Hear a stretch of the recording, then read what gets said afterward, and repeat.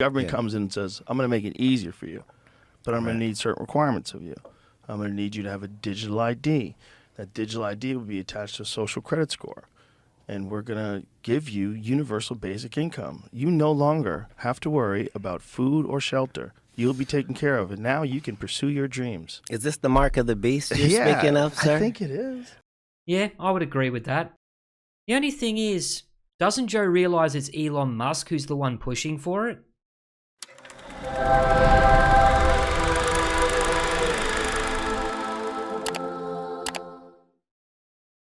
G'day guys, this is Holy Critics signing in, and today I want to share with you a couple of snippets from the Joe Rogan Katt Williams interview, which dropped on YouTube a couple of days ago. Thank God he's finally returned to the platform. But anyway, I found there was a couple of segments in the interview that caught my attention. In particular, their discussion on the mark of the beast and its linkage to Elon Musk's Neuralink technology, which is quite surprising to me because all I ever hear Joe Rogan go on about is how great Elon Musk is and what a visionary mind he's got. But at the same time, he's agreeing with Katt here that there is something perhaps darker going on beneath the surface. But anyway, what we're going to watch now is a video from the channel Jason A.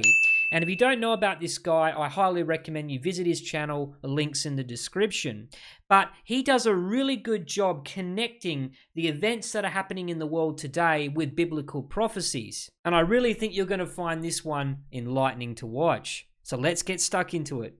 Honestly, my mind is blown. I know this was coming, but actually when you read it first thing in the morning or you see it on X, you kind of think, wow, it's really happening. So, I mean, is this good or bad?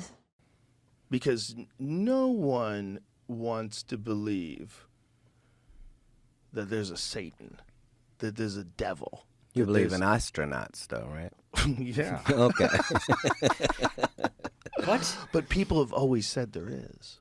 You mean a bad and a good? Yeah, not just a bad and a good, but an actual evil, malevolent force. No, just start with bad and good. Yes. Why is Joe trying to split hairs there? Just call a spade, mate. Bad and Okay, good, so yeah. if we started bad and good, then we understand what must be at the extremes of that.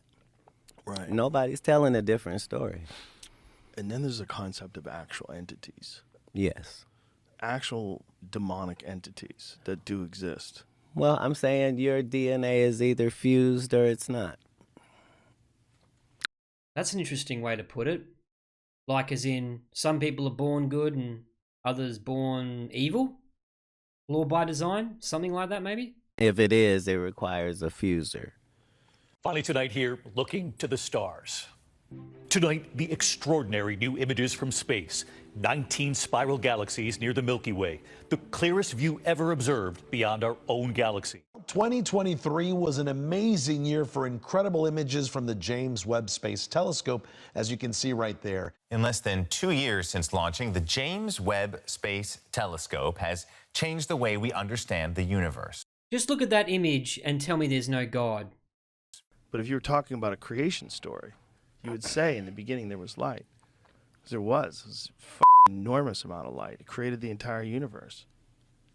Literally. Literally. Right. I think. Which is all it says.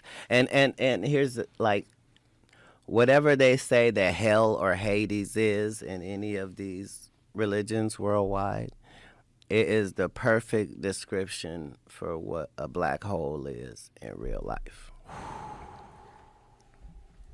Please elaborate. You fall through forever. A bottomless pit. Yeah. Where time doesn't exist. Where time does not exist, where you don't die, but you don't exit. The Phantom Zone. Where the information, like... And it eats stars. Right. But it eats stars and galaxies, all that, right? But we can have multiple of them, and everything will still be okay. They're the center. The center of That's every the galaxy. flex. NASA is showing off the latest images from deep space. The agency says that the James Webb Telescope pictures you're seeing 19 spiral galaxies. Astronomers say they're the most detailed look of those galaxies so far. They say supermassive black holes sit at the center of each of them. The further you get in space, the more obvious is. Like, once you're up there and you're looking down, this doesn't look like there is no God. It looks like you're in the middle of somebody's workshop and they just showed you every single way that every star can be made, every single way a planet can be made, every way that a black hole can be, a galaxy, a universe, and then showed you the best of the best. I love how they try to say science explains away God. If anything, our scientific discoveries, our exploration into the further reaches of the universe prove, at least in my mind, that there is a God. It's far too complex to be random. I refuse to believe a Big Bang could produce all of this diversity and complexity in the universe. It just doesn't happen by chance. See, that's the thing, Joe. That's why I love history so much, because once you find out that this world is a circle, you can never get lost. Like, Right. you can look at certain things and it'll Now that's an interesting perspective. How could you get lost if the path you take will lead you back to the same place you started? tell you what's going to happen later, like with amazing accuracy.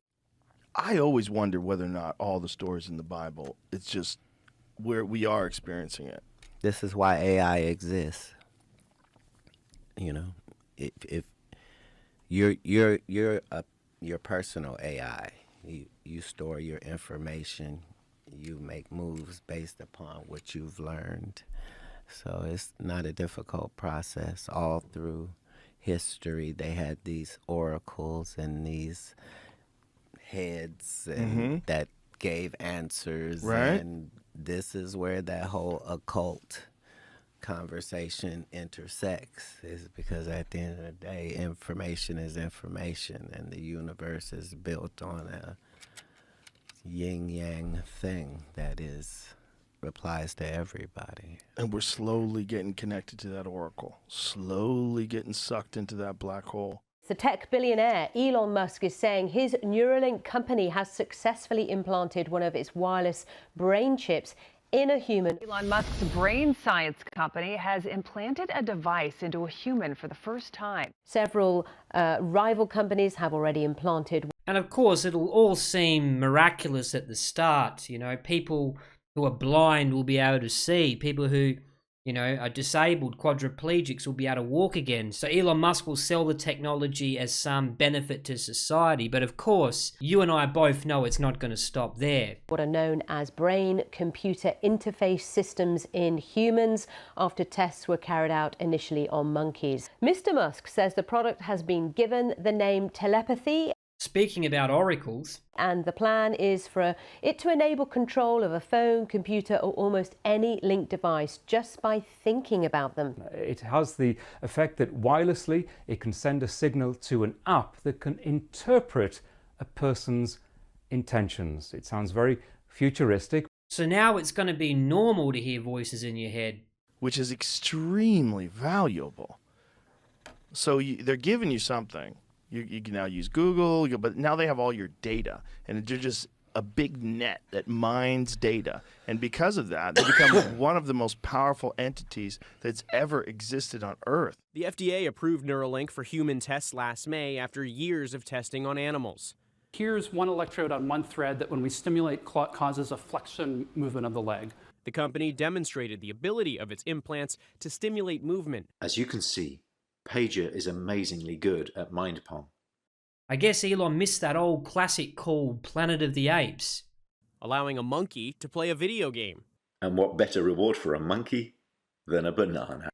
I guess who regulates it if it then becomes, you know, a consumer good like you buy Exactly, your iPhone? yeah. I mean, it's kind of because it blurs both the health side and the technology side. Yeah, there could be lots of different agencies involved in how this stuff evolves. I think it's an incredibly complex field. Government comes in and says, I'm going to make it easier for you, but I'm going to need certain requirements of you. I'm going to need you to have a digital ID. That digital ID will be attached to a social credit score.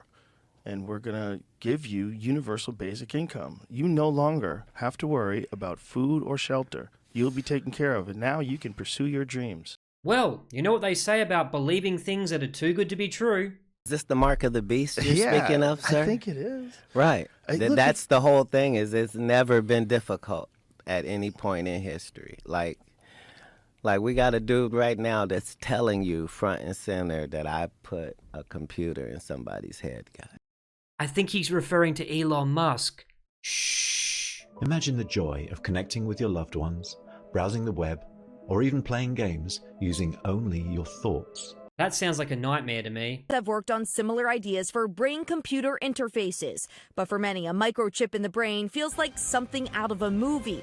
Like 2015's Kingsman: The Secret Service, where Samuel L. Jackson plays an eccentric billionaire who tries to control the world using neural implants. Mankind is the virus, and I'm the cure. As science fiction gets closer to reality, Musk is hoping a groundbreaking experimental device can help transform everyday lives. If you're running corporations and you're making billions of dollars, you're going to get bored. What's the ultimate game? The ultimate game is to run the whole world. You know what the ultimate game is, Katt?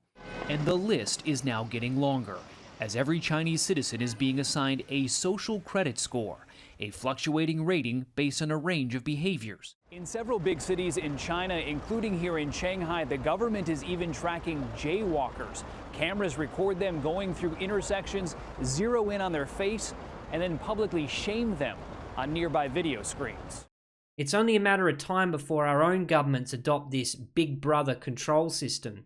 Few here are willing to criticize it, something that may pose a risk. Oh, would you have a look at that? They've even borrowed the name Skynet from James Cameron's Terminator series. Itself for a bad score and the life that comes with it.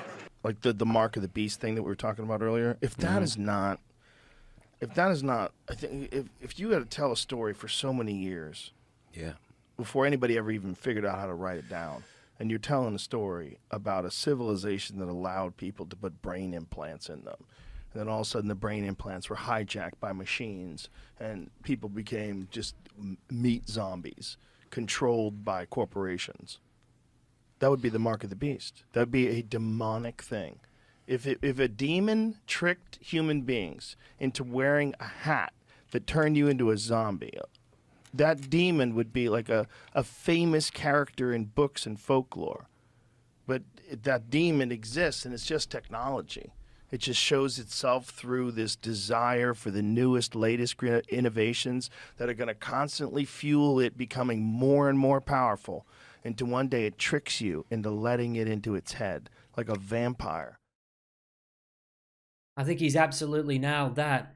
We think we're so evolved these days with our science and technology, when the truth is those very things are going to be used to control us, to subjugate us, to lull us into a simulation where we can be sent demonic delusions. I guess it goes back to that old saying, the greatest trick the devil ever pulled was convincing the world he didn't exist.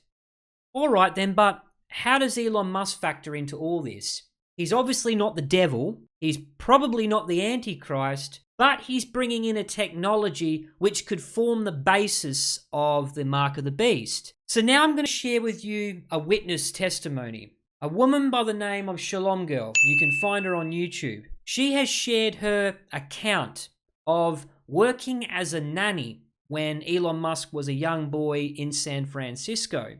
Apparently, his family flew him all around the world. And I want you to hear her account of the experience she had in his presence and some of the paranormal activities that occurred. And it frightened her to such an extent that she decided to bravely share her experience. They were coming from Africa. They were white as me. I thought they'd be black. And because of something the boy did, I never told what he did. The boy did something very dark. When he was very little. And then one day I asked someone in the circle, Imelda, Joaquin's mother. I asked Imelda, I said, is he the Antichrist? I was 13 years old. She didn't even blink. She said, no, but he will present the mark. And when you see him do that, the Antichrist will take the stage. So, now here we are, 40 years later, boom, that boy is the star of the world. The boy's name then was El Elyon. It's changed over time. We're 40 years later. And I see that boy everywhere, and the world adores him, but he's the king of Babylon. Well, make of that what you will. I tend to believe her, simply because it would have been far easier for her to lie and claim he's the Antichrist. Instead, she implied that he's actually the second beast, the one who forces us to worship the image of the first beast, and who introduces the mark of the beast system. Now, if that is Elon Musk, who is he going to force us to worship? If you look at what he's been up to in the last few years or so, you can see a major shift in his political allegiances. And can you guess who's coming back to power in the near future who he might align himself with? Well, I guess the jury's still out on that, if you catch my drift. This is Holy Critic, signing out.